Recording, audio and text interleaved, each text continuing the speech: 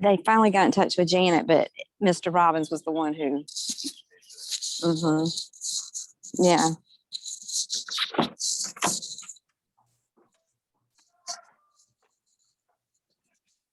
So what's going on this afternoon?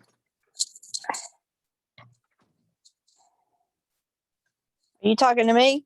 I'm talking to you. They moved the game to tonight because of the threat of severe weather tomorrow. Right. So we are on our way to Indy Stadium. So I'll be on, but I'll just keep my camera off so I'm not distracting. All right. If that's all right. That sounds good. You ready for? And I got to go get my shot tomorrow. Yeah, I got to go Friday to get mine and take Tina on Monday. Tina got hives. Oh no. Oh yeah. Oh my gosh. Oh yeah. Did you have any kind of reaction? Injection shot pain for 10 hours. After that, it was about like when 6th grade boys frog one another's arm. That's about what I had. Well, and then it went away. Mine was like a day or two. I just hope that it's not too bad this time because I was legitimately sick last week with a sinus infection. And, I've heard some people say my boss was out 3 days for when she got her shot. But I think a little bit of that might've been just wanting to stay home. Yeah. Yeah. But yeah, women are 3 times more likely to have severe than men, according to the CDC data. So yeah, well, one of our adjunts was down for 4 days. She was sick for 4 days after. Oh my goodness. She got Moderna, and she's 70 years old. Well, my mother was sick she didn't feel well for probably about 3 days, but my dad didn't. He was fine. So yeah, unfortunately, that's kind of the way it's going right now on that, and so hopefully we will. Also in Mississippi. Hopefully everybody will be fine. So we intentionally staggered hours. So I'll come home. I'll get mine on Friday. I've got weekend class. My doctoral class meets this weekend, so I'm sure I'll be fine. And then I'll take her Monday to get hers, and I've got my week set up next week so that I can stay with her if she is sick for 2 or 3 days. And so we kind of turned the corner on hives yesterday. We finally got them to kind of dry up after 10 days. Oh my goodness. And you'd think you'd use something like calamine lotion, but it's not active enough. So you have to spray them with tinactin, like for athlete's foot.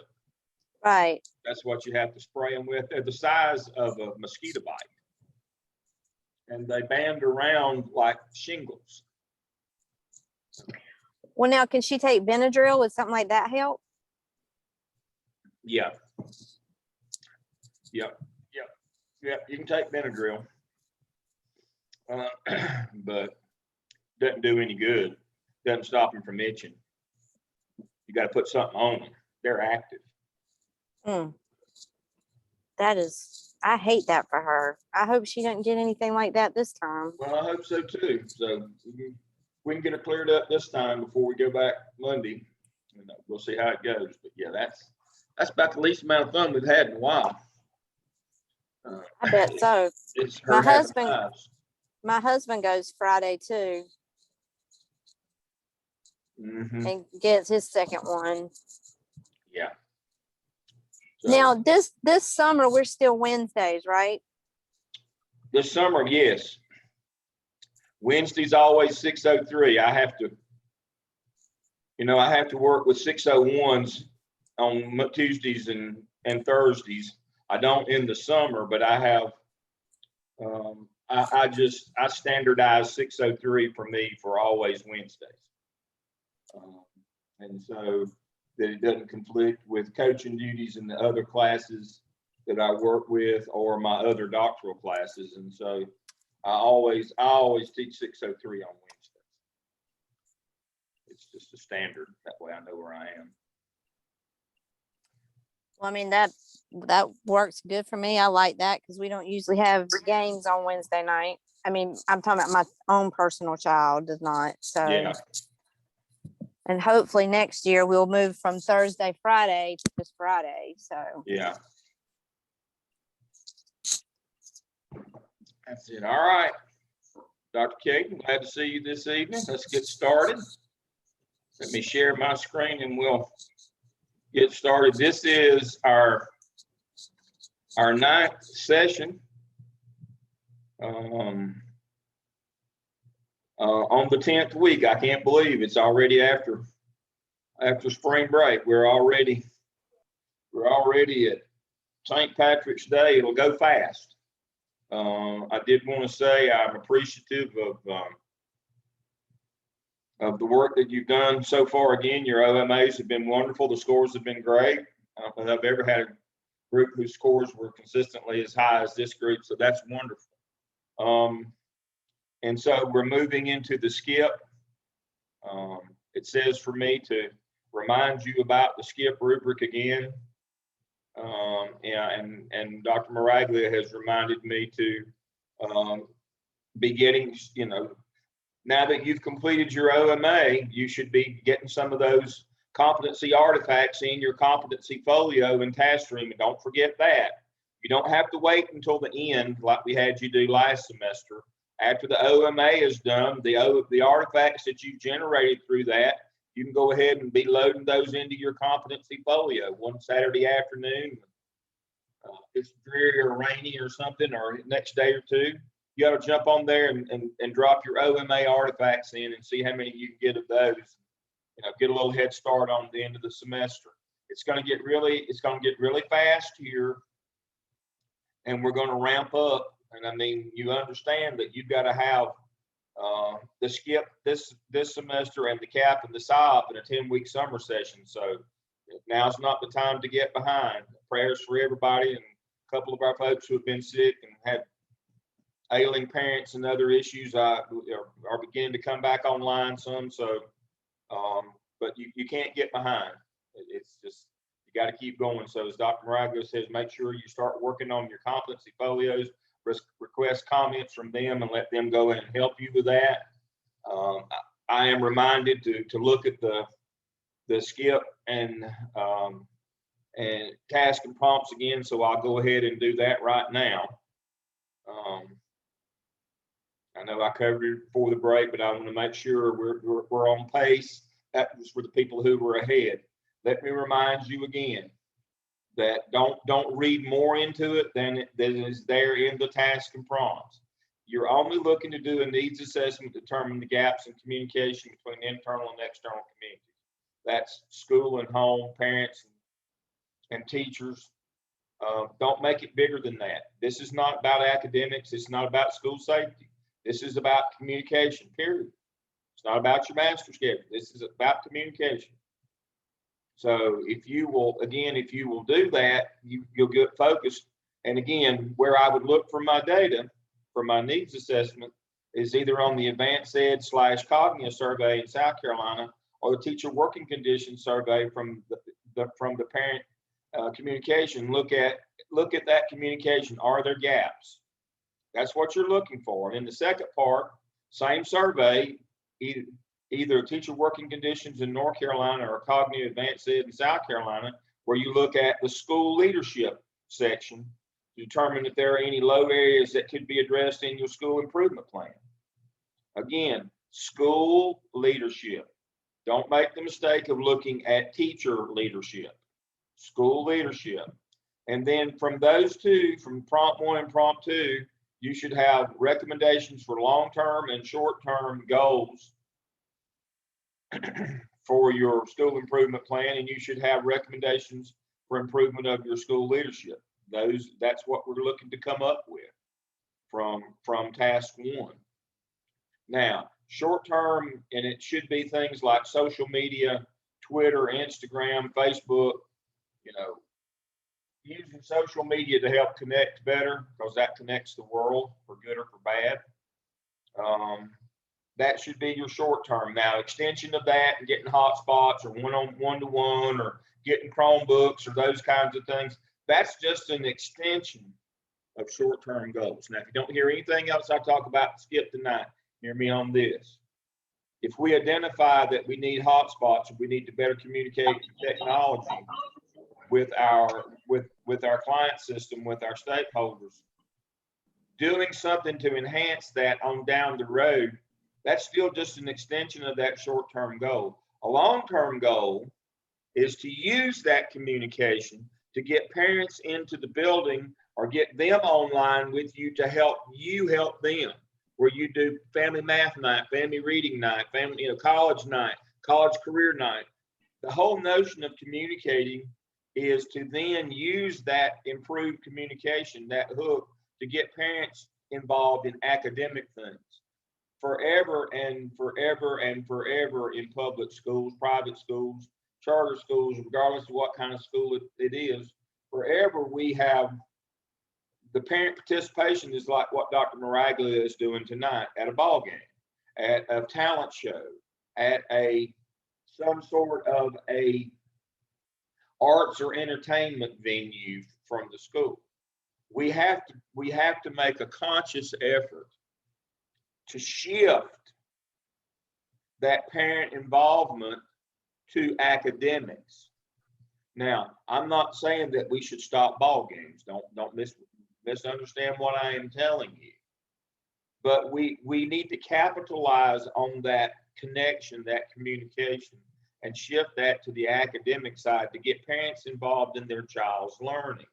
As we have found through the pandemic when we went online, a lot of people aren't really connected to their child's learning.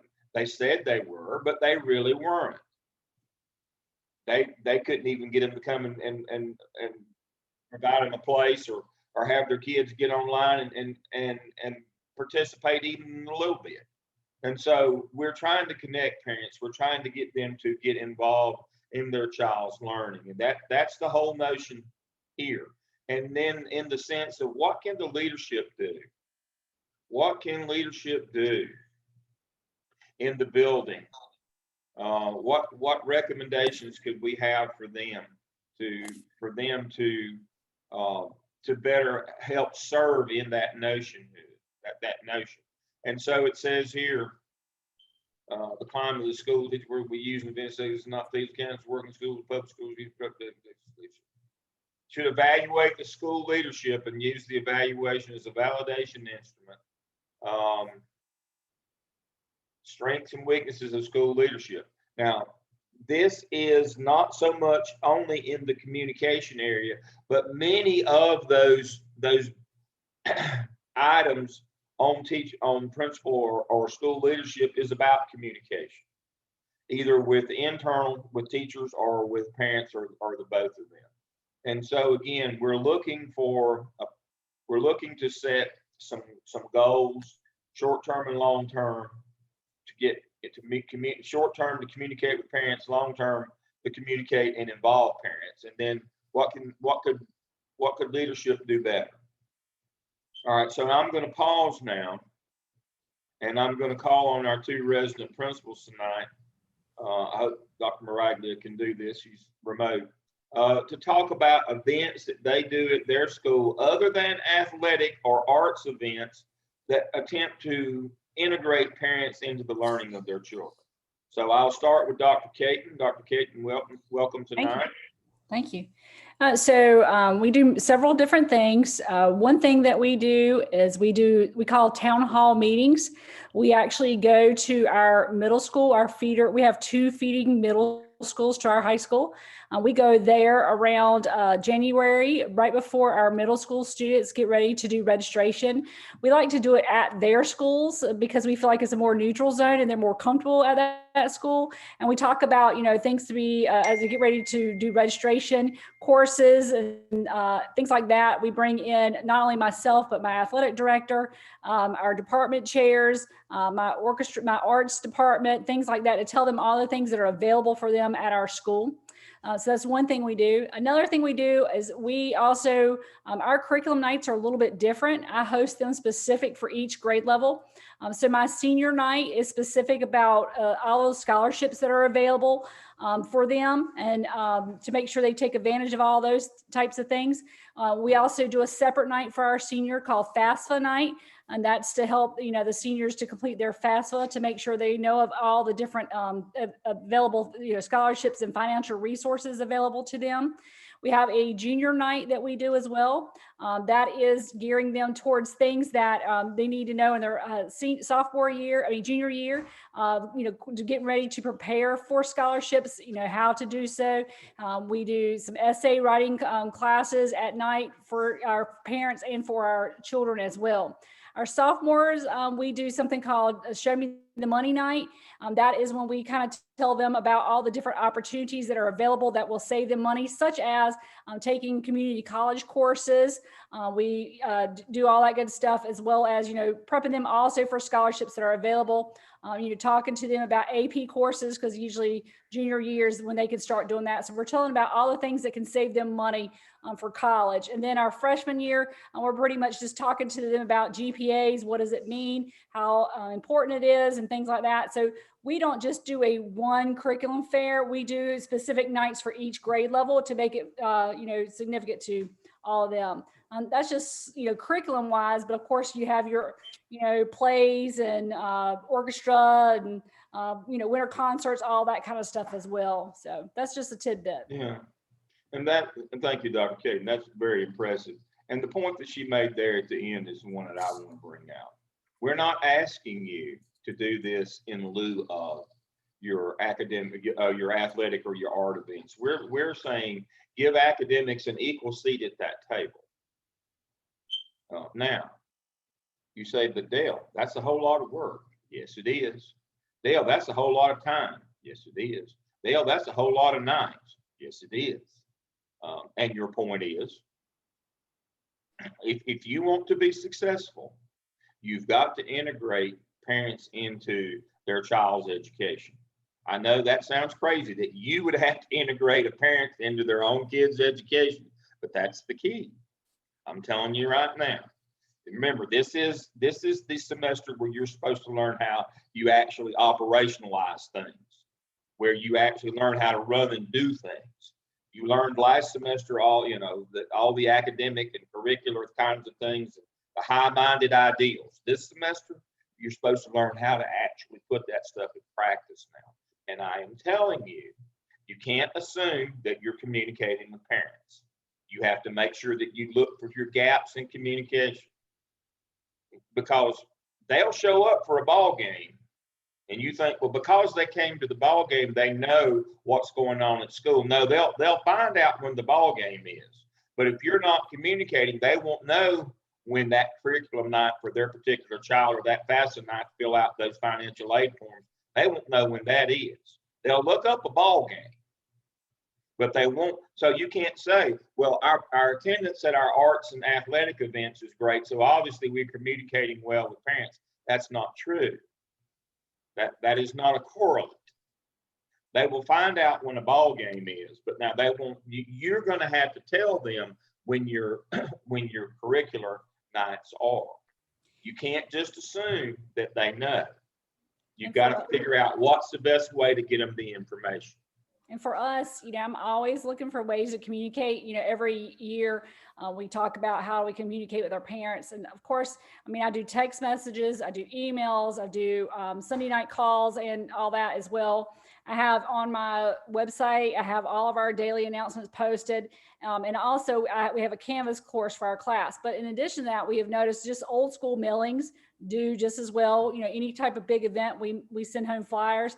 And I also do magnets. At the very beginning of the year, I mail home a magnet with every important date. And there are two different ones. 9/11 magnet is different than my senior magnet. And it's got, for seniors, like when to pick up cap and gown, when senior pictures are, when, of course, graduation, when we have the senior meetings, when we have the FAFSA night. So I mail them home a magnet to stick on their refrigerator with all the important dates as well. So any type of communication, I'm always looking for even more, things. If y'all ever think of some, please tell me, because I'm always looking for things to make sure our parents know exactly what's going on.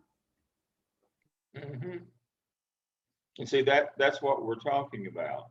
Now I want to go to Dr. Maraglia, and then I'll kind of summarize. Dr. Maraglia, are you where you can talk to us about the things at your school? I am. One thing that we have found is if we combine like an arts event with a lot better turnout.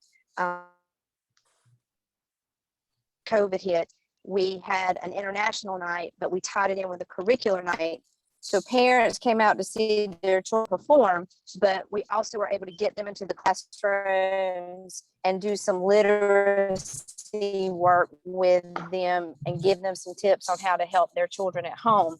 Another event that we were going to try, and unfortunately when the pandemic hit we were not able to do it, but we do want to try it. I'm really curious to see what kind of a turnout we get. Is we did a career fair for parents, because we do, and it may be interesting to see how this works coming out of the pandemic when so many people were out of work, but we do have a lot of parents who are out of work. We've lost you.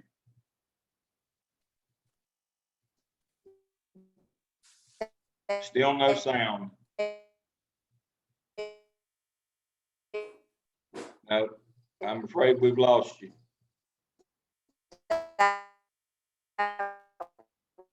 Was just their state even before right. we went through all of these this past year. I'm sorry. You're back now. In the car right now. But we were going to do it me now. Okay. Yeah, we can hear you now. No, now we've lost you. And yeah, and I feel like that was something that, all right, well, sorry. Career fair for parents. That's great. All right, we'll wrap it up. Let me turn my video back on. I was trying to help her out. Usually if I turn my video on, the signal gets a little bit stronger. But anyway, so we've outlined tonight this notion of involving parents at the curricular level, the same as at the arts or athletic level. I know that's for many of you, that would be new and different from the experience that your lived experience. And that's the notion here. We want to push you past what you've experienced in the past or your lived experience to maybe think of something new. And some of you, this may be a normal thing. Some of you may have worked in districts where this kind of thing happened on a regular basis. But some of you, unfortunately, work in districts where, you advertise one night a year, like EOG night or something. You don't do any work to make sure anybody shows up, and you have 12 parents. I have two things, and let me turn my video off just for 1 second, get my signal strength back up. Two things to remind you of. I put on a big event one time for a private, I'm a board member of a private nonprofit, and we did a big fundraiser one year, and it was outdoors, and we had a great band. I mean, it was tremendous. And we had the worst weather day that I could ever remember in July. It's 60 degrees and, overcast, and normally it's 100 degrees. You just couldn't believe how bad the weather was. Now, the band showed up, the ladies sang, they played, they were wonderful. But it doesn't do any good if nobody comes. And so, unfortunately, that's the first lesson. Unfortunately, we spend all of our time and effort developing the program, not understanding that if nobody comes, if we don't do this, put as much work in the communication and the getting the parents there, that it doesn't do any good to have the best program in the world if nobody comes and hears and sees it. And so what we've traditionally done in schools forever is if we ever did any effort on these kind of events, we put it all in to the event side and none on the communication side. You just heard Dr. Kate talk about all the things, the magnet, all the stuff that she has to do to try to get the word out, sending flyers, and everything in the world. You got to get the word out. You got to figure out what, that's it. Now, the corollary to that, I'll hit close to home for Brad here. One of the best I guess I'll go ahead and say it. The best skip I ever saw was involved because I was involved in it, and they succeeded in spite of me. Was at Parkland in Winston-Salem. They did a community involvement with their Hispanic community, and we put together a program in Spanish to get them in the building. And the first night we had 2 people to show up. But then, you know, what went wrong? And we said, well, we don't know what went wrong. I was working with them. They were my interns. I had 5 there at one time. That's when Dr. Lee was still principal. That's been a long time back. But anyway, and I said, you know, number one, your first problem is your consultant. That would be me. Is not smart enough. And number 2, we've got to figure out who is the lever in this community. There's got to be some way to leverage this community. I don't live here. You know, I live an hour away. It's exactly an hour from where I live at Lake Norman to Winston. I live an hour away, and so I don't really know. I've worked here on and off, you know, through here my whole career, but I don't really know what the lever is in this community. And so we ask around. We begin to ask students, you know, where you go to church, you know, what social organizations you begin to talk to them. And it all roads led back to Reverend Jose, who was the community organizer for that community. So we went and visited Reverend Jose. True story. The next night that we had for the Hispanic community, we had 400 people come. And so the point of that story is not to tell you how smart and bright that I am or any of that. The point of the story is you may have to find the lever in your community. It may not, that locus or that lever may not be at your school. Obviously, Dr. Caton is the catalyst in her community. She is that lever. But you won't always, the lever may not always be located in your school. You may have to ask the students, or you may have to ask community members, what is the lever? Where do people come to get their information? Where do they go to socialize? Where do they go to church? Who are the people that we could use as force multipliers or levers? That's what a lever is a force multiplier. Who in our community could we involve in that? That's why it's called stakeholder community involvement planning. You may have to branch outside of the walls of the schools to find that lever, to find that person. That's that force multiplier that can get you in touch with those people. And so that's kind of my summary of that one. Now, as we've shown you, as I showed 2 weeks ago, let me share my screen.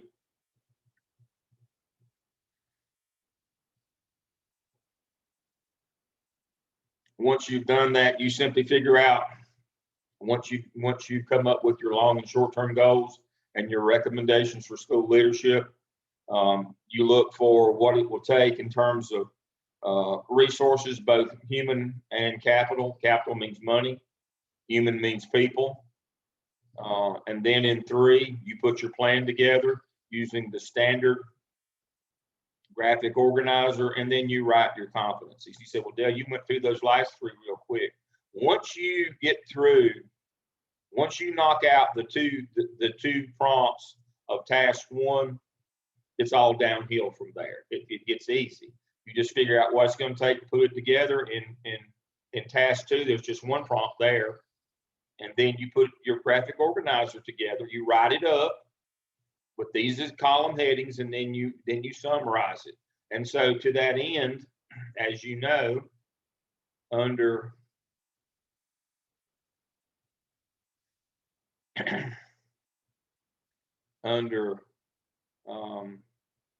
skip,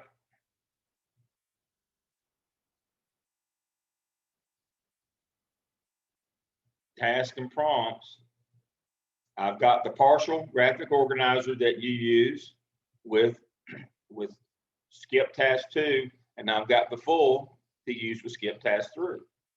You just, it's a plug and play kind of thing. And I've got 2 examples for you here. So this one is as simple as it sounds.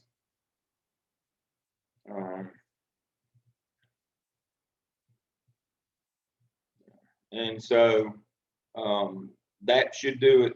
Marla said she's doing technology nights. Those are great. That's a good one to do. You know, I know some communities are doing Chromebook drives and hotspots, and they're trying to get their communities up and active and get them wired in and online. And so technology night's a good one. Family math night, family reading night. I did one where we did a career fair. I like Dr. Maraglia's idea of doing a career fair for parents who are out of work. Any way that you can get parents there and get them involved in their child's education, that's the whole notion of the skill. How to help us help you help your child.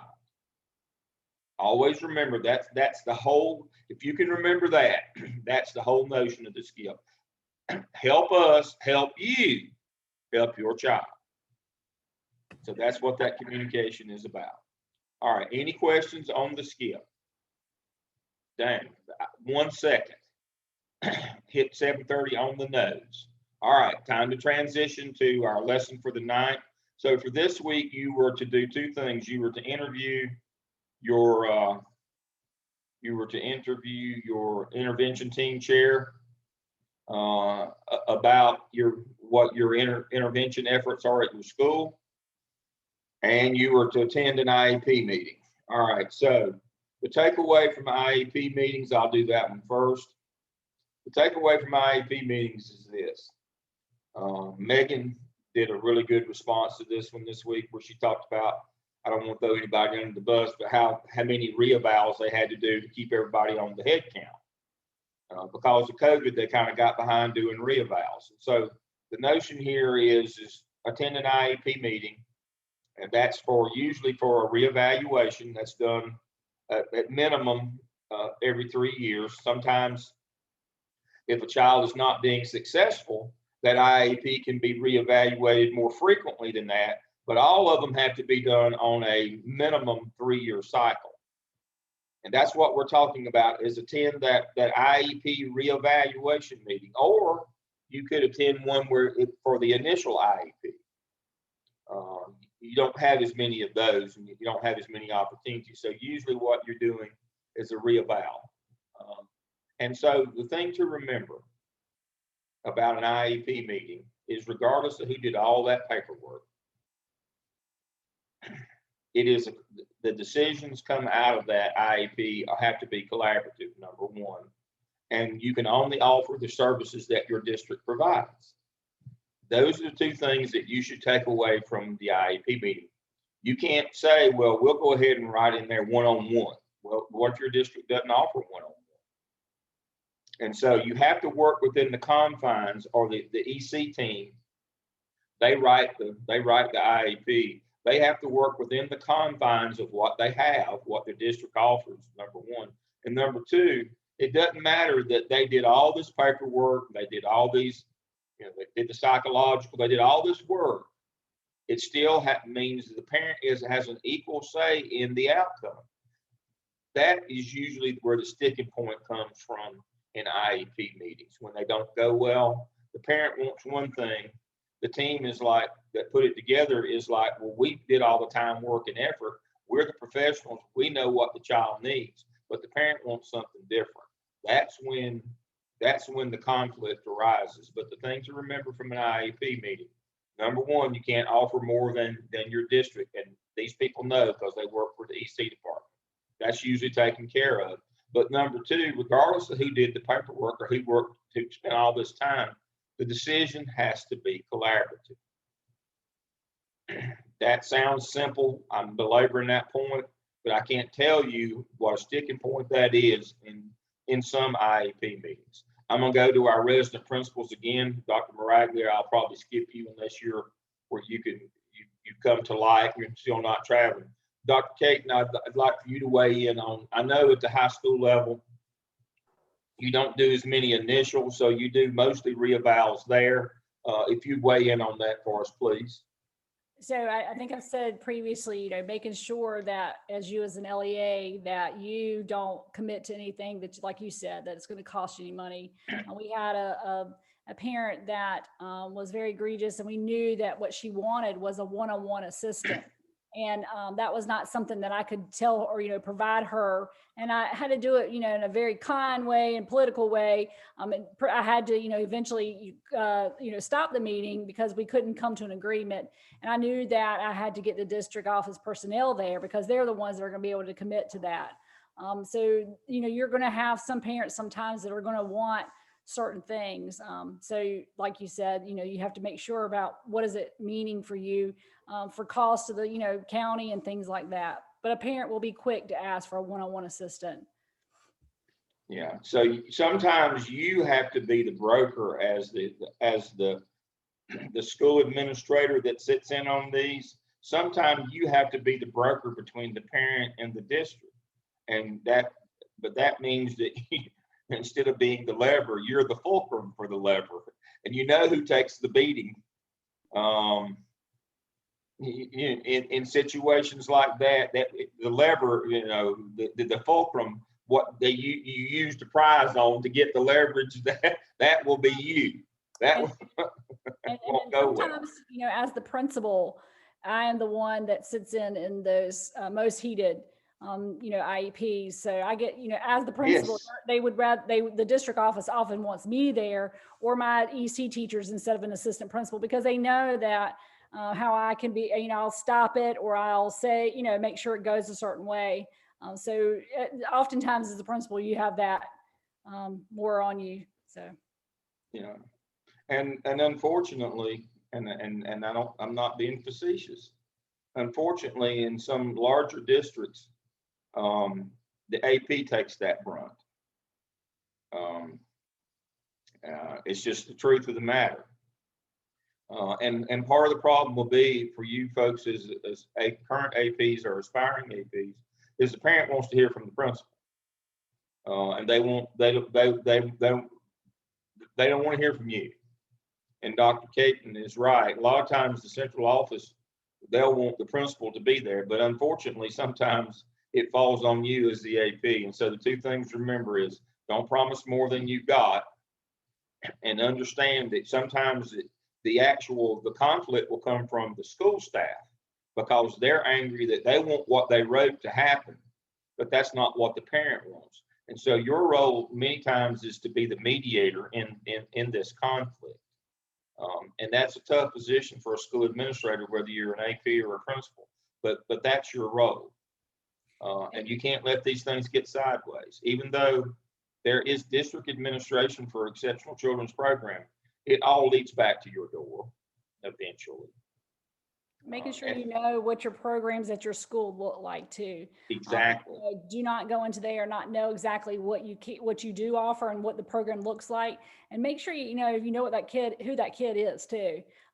That you know what the situation is. So. Yes, and so we're going to have our last case study is going to be. Our last case study is exactly what Dr. Caton just outlined. A principal didn't know what was going on in the delivery method of the inclusion model. So you notice I've got to prep you for that case study tonight.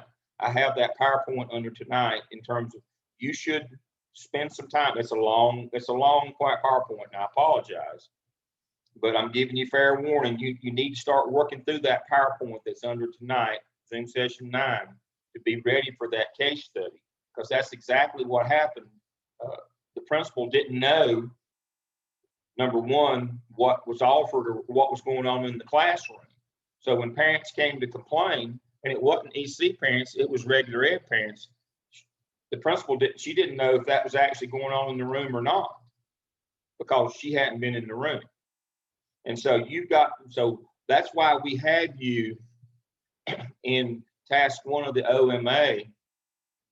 We have you audit your special populations program, so you'll A, know what you offer, and B, how well you're actually fulfilling that promise. And so that's what an audit is. What's it supposed to look like? What does it look like? You got to know what we offer, and does what we are actually doing match what we're supposed to be doing? That's why we had you do that audit in OMA Task 1. It's very important that you know what's going on in your classrooms. What are they supposed to get and what are they getting? It's just that simple. So may I interject something? Yes. So my background is EC, so that's another reason why I like to sit in on all the hot cases as well, because I know a little bit about what's going on. But I will say that I have inherited, our school has inherited a lawsuit. The school that this child came from she was in a self-contained setting, and she was not receiving any instruction. She is visually impaired, and she has, cognitive disability as well. And the principal actually said that she wasn't sure what they teach in that classroom. Oh God, that's not good. So I have a young lady in a district placement classroom at our school. So just things like that can happen, and that's I get to clean up another principal's mess. Yes. Which is very fun. Yes. Well, I'm not an EC person. I am EC, and I stayed at the Holiday Inn Express last night, so I play an expert on TV. But you'll become expert if you stay in it long enough, or it will get you one or the other.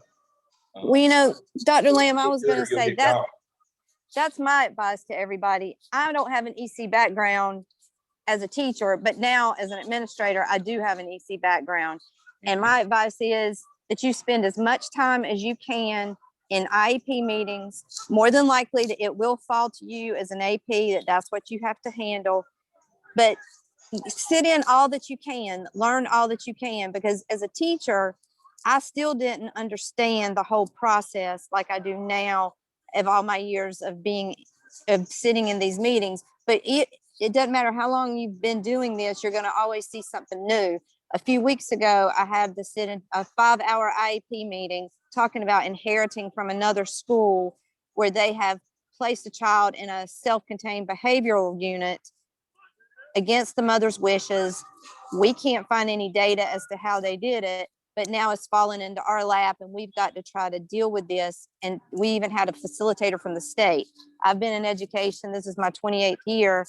And I've never been in a meeting where we had a facilitator from the state. So there's always something new, and you need to stay close contact with your EC department and know what's going on and pay attention. Don't just assume they're going to handle things. Yes. Don't assume that it's going to get handled by somebody else. You need to take the lead in this. Now, Brad just pointed out something that we talked about last time as well.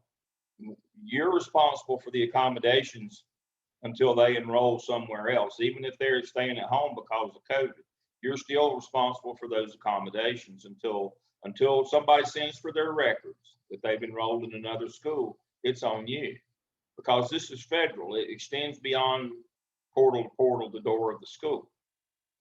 And so you're responsible for those accommodations. So this is not one of those situations where it's better to ask for forgiveness than to know and ask permission up front. This is not the case with federal programs. You better know there is no forgiveness. If you misspend federal money or don't deliver programs with fidelity, that it will not go well for you. And so your EC program is the biggest one that will get you. Now, let's kind of roll that into intervention teams. Intervention teams work much the same way. You should know, and the takeaway from talking to your intervention team chair, what is our district offering, and then what does our program look like? Again, you have to do that audit. What are they supposed to get and what are they getting? Now, I was Thursday and Friday, I was at virtual NCASA conference, which is a partnership between DPI and the School Administrators Association. And again, they talked about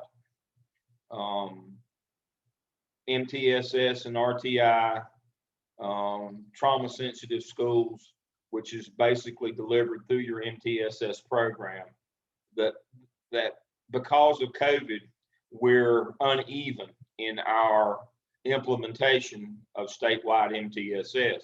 But the point that was made in the legislative update session from the attorney on I think that was Thursday, you might be delayed, but it doesn't mean that you don't have to do these things. The legislation in North Carolina is clear. You will have a full-blown MTSS program. It was supposed to be by last July, but I'm thinking it'll probably be by this July.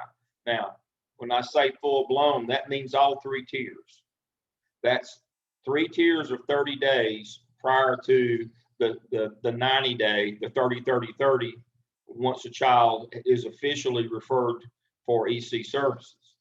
Now, let me be clear in this. When a child is referred for EC services, we don't just test them the next day. We do a 30-30-30, the 90-day process, 30 days of anecdotals where we observe the kid, the first level intervention, and either at the end of 60 days, either continue the first level intervention or try a different. At the end of that 90 days, we make a decision whether to refer the kid for testing or not. Now, MTSS, multi-tiered system of support, is prior to that 90 days starting. And it's supposed to be school-wide where we do 3 tiers. Again, we do 3 tiers of intervention level before we even get to the 90-day EC intervention process. And now that's the goal that every school in every district in North Carolina will eventually get to. And South Carolina does MTSS as well. Now, your school district may be in varying places along the way. Some districts are already fully there. Others are only at the first 30 days, the first tier of the MTSS. And I'll have our principals address that. But it's the same thing. Make sure you know what they're supposed to get. Make sure you know if they're getting it, and make sure that those plans are being implemented with fidelity. It's the same thing. And so that's what you should have learned. That should have been your takeaway from talking to your intervention team specialist is you've got to know now.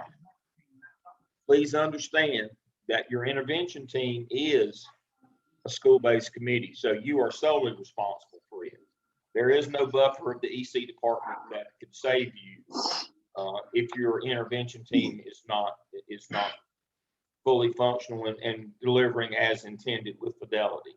So I'm going to go to our resident principals again. I'll start with Dr. Caton in terms of where her district, she's in Pitt County, in Greenville, near Greenville, in Eastern North Carolina, where they are in their MTSS implementation. So we are pretty much full blown in our MTSS implementation. Because I'm high school, I usually do not have any students who are in tier 3, which, usually they're already identified by the time they come to us. We have established, our multi tiers of support systems, like our tiers, about 2 years ago, and we had to share those with our district office about what we were doing for our tier 1, tier 2, and tier 3 students. We have to have a problem solving team. We meet with ours every other Thursday. I'm on that problem solving team, of course, along with my school psychologist, my instructional coach, assistant principal, and counselors. And generally for us right now, we're talking about groups of students for this right now, because we have students who are not performing well, because virtual and things like that.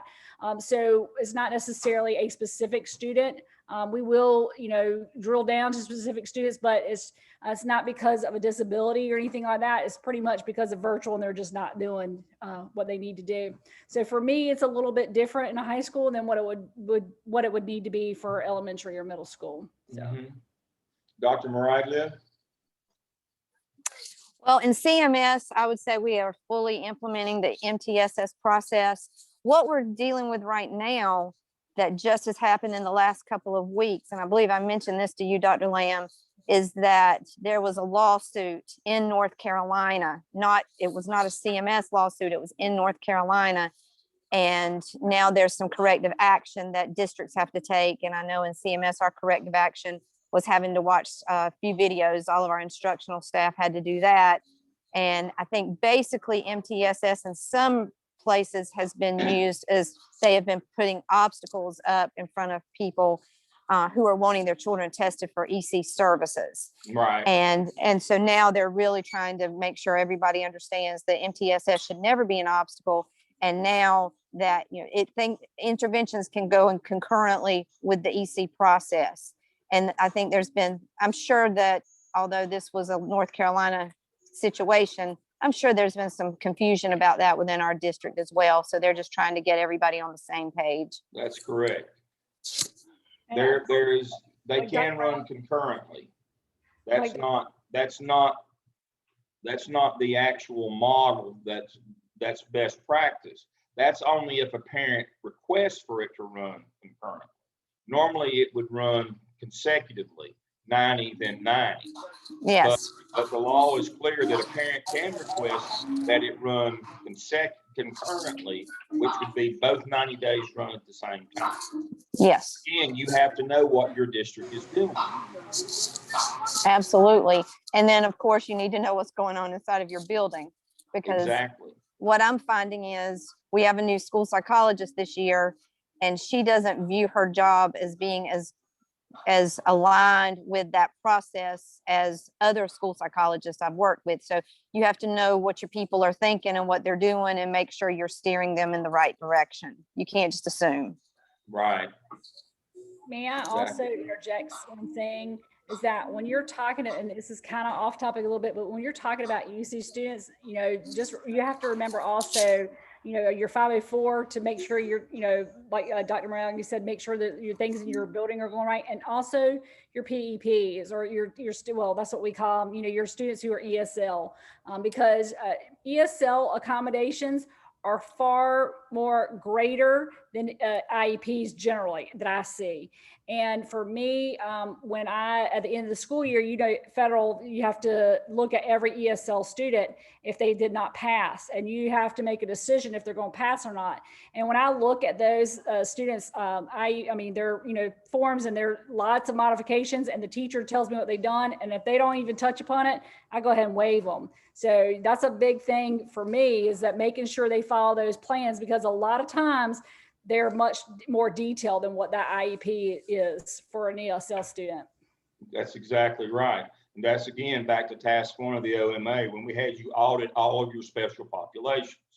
And so I'm glad Dr. Caton reminded me. You have to look at IEPs and PEPs, professional education plans, and that's for your ESL, you know, whatever ELLA, whatever you call your non-English proficient students, and your 504 students. They have PEPs. You have to look at them and treat them the same way with the same seriousness as you do an IEP. And that's why we had you audit those. All of those programs have specific deliverables that come out of them. All Title I, EC, 504, limited English proficiency, and academically gifted. They all have a takeaway, an IEP, a PEP, or a plan that you have to make sure that that plan is being met. Those special populations, those federal programs, all have that. And so Dominique is saying they had to change in Durham because of that lawsuit that Dr. Marakoville was talking about. That is correct. You got to know what the law is, and this is very fluid. It can change from year to year, week to week, day to day almost. You have to know what they're supposed to be getting, and you have to know if you're getting it. The only way to do that is get out in the rooms and see what's happening. Be sitting on all these committees when they meet. You should know what's happening in IEP meetings. You should know what's happening at your intervention team meetings. You should know what's happening with your 504 and with your limited English proficiency. You have to make sure that all these federal programs, everything, all the initiatives are being met, that fidelity is happening in all of these programs, because you don't get it wrong but one time. That's the problem. This is again about your house, about getting to keep it. And so, you know, that's why we had you do that audit in the OMA. And the very first thing when we start the actual, how do you actually run a school? This is about how you run a school. And so again, to be redundant, our last case study will address what happens in a school when the principal doesn't get out and know what's going on in the classroom in terms of these federal programs. So Dr. Lamb, can I interject one thing? please do. I would like to address Helen's comment. I believe it was Helen in the chat, and then I'm going to have to sign off because we're going to start getting really loud. But she mentioned being aware as a teacher that she ensures that she reads those IEPs. And I think that's very admirable. But as an administrator, again, assume is a big word tonight. You can't assume that your teachers are doing that. And you need to make sure that at the beginning of the year and even after IEP meetings, when things change, that you are meeting with your teachers and don't just think they're reading it, go over it with them, especially when you get children coming from like elementary into middle school. You can get some crazy things on those IEPs, and you need to make sure that they know what's on there. And when there's changes, that they're aware of the changes, because they're going to be held responsible for what is in there. And ultimately, you are going to be held responsible. Absolutely. Absolutely. You got to know what's happening. You can't assume your teachers know that they're reading all the things. You got to be in those meetings where that material is covered with them. That's a great point. Don't assume. That's a good point from Helen. Teachers need to know if they have an EC child in their room, they need to. You need to set aside in your PLCs. You need to set aside time where you make sure that all of those in your PLC work, that all those IEPs are read, and that that you bullet point or you highlight the deliverables that teachers need to be aware of. That's the best practice, is to do that in like a PLC format. Excellent point. In conclusion tonight, we have talked about intervention teams. And one of the things that I learned a while ago is that everybody doesn't know what MTSS is, what the intervention process is. Again, it varies from district to district in terms of how many tiers they've got in or what those tiers consist of. And so what I have for you under tonight's lesson plan is this document called Intervention Process. This is in Cumberland County in Fayetteville. And it's pretty generic in terms of, this is kind of the basic model that all intervention teams kind of work off of. Now, they may modify it some for different counties, but this is kind of how it works in terms of a more traditional, this is it, and then districts modify it somewhat. But this will give you an idea. If you'll read through this, you can read, I'm not going to read it to you. You can read through this. If you don't know what we're talking about when we talk about MTSS, multi-tier system of support, or what an intervention plan would look like, or what programs you're using like in response to intervention. If you don't know what an intervention process looks like, this is a very basic one, and it's only a page long. It's not like you're going to have to 2 pages long. You're not going to have to read for a week. 15 minutes, you can read through this, and you can get a good idea of what we're talking about when we talk about the intervention team process. Again, it's students that are referred to the intervention team for either academic or behavioral difficulty. And so you need to understand how that process works in your school and in your school district, where you're eventually going to end up, which is tier 3. Some of you, I know there's people on this Zoom tonight that their district is no further than tier 1. And some of you are already at tier 3 in your districts, and some in different places along the way. And that's because of COVID. But eventually, the plan right now is by next school year in August that we're all going to be to tier 3. I'm not sure that that's going to happen, but that's the plan right now, is that everybody's going to be to tier 3 by then. And so this is another one of those things about how do you run a school. This is one of those things that if you don't like this, or this is something that you're not interested in, then school administration is not for you.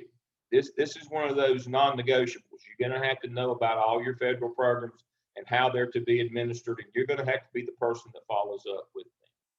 It's a lot of work. I'm not going to tell you that it's not. It is down in the weeds, but it is part of your day-to-day. How do you run a school? Just like your master schedules every day, this is every day just as well. This is how you go about operating and managing and running a school. What Ron Thompson used to call, this is having school. This is what you have to do to have school in the modern era. It's not optional. It won't go away. Your district will do it eventually. And so you can't escape it. You know, the irony is we've been working on this for a number of years at Gardner Webb, even before the state mandated it, because it's the best practice. It was best practice before the state mandated it. And so it certainly, it's gone from best practice to being a mandated practice now. So it's not something that you're going to escape. So spend a few minutes with it, spend some time, make sure that you understand the difference in exceptional children and your special POPs program and intervention, but understand how they all funnel together, understand your responsibility to deliver those programs with fidelity, and that it all comes back to you. Your principals that have been on the call tonight have been invaluable as usual.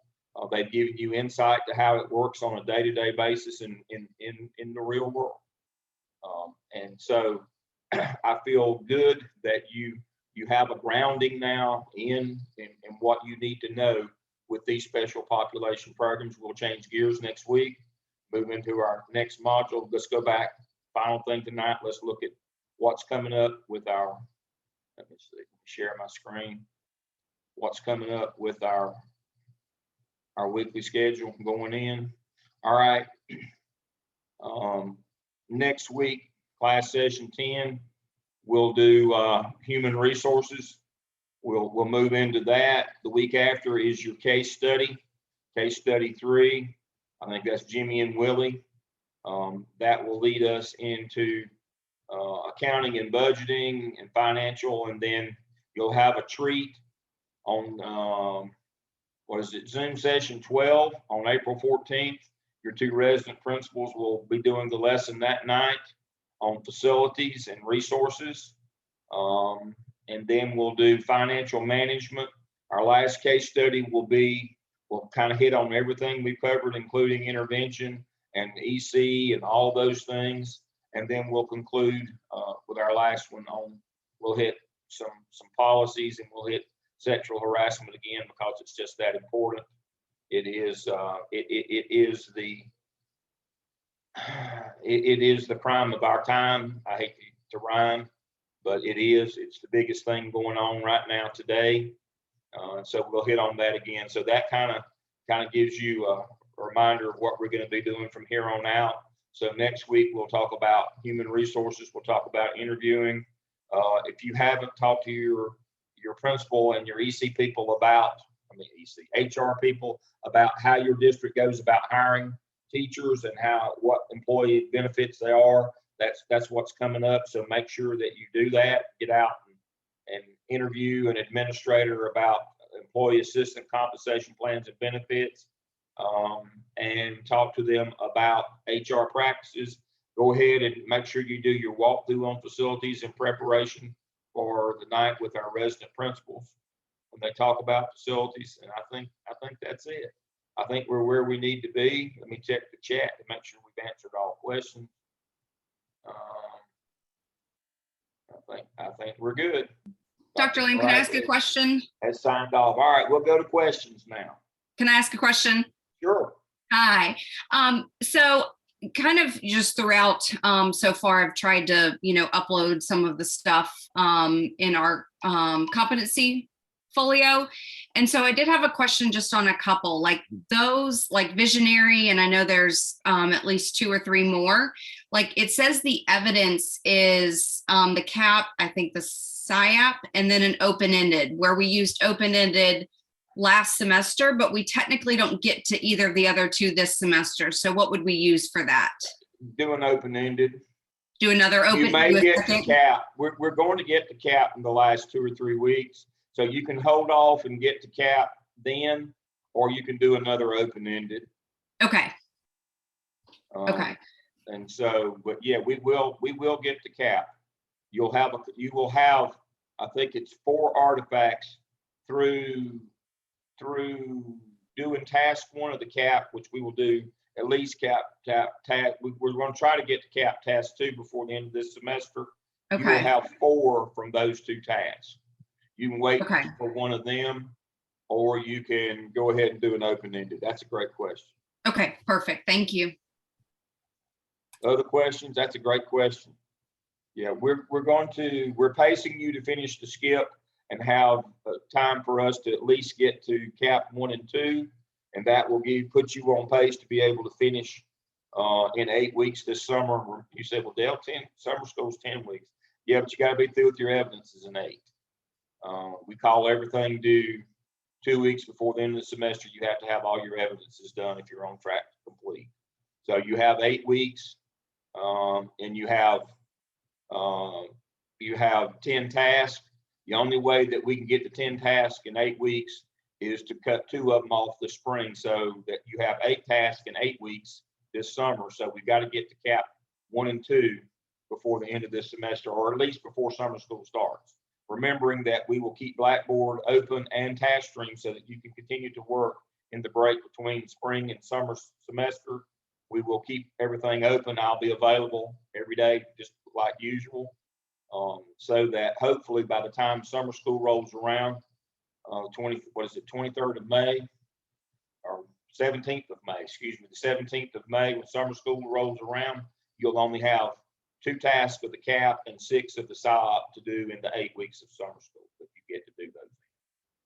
So that's a good reminder of what's coming up. So don't get behind. As I started out tonight, I'll finish like we started. Don't get behind. The best way to get out of a swamp, don't get in it. Don't get behind, and we won't have this problem this summer.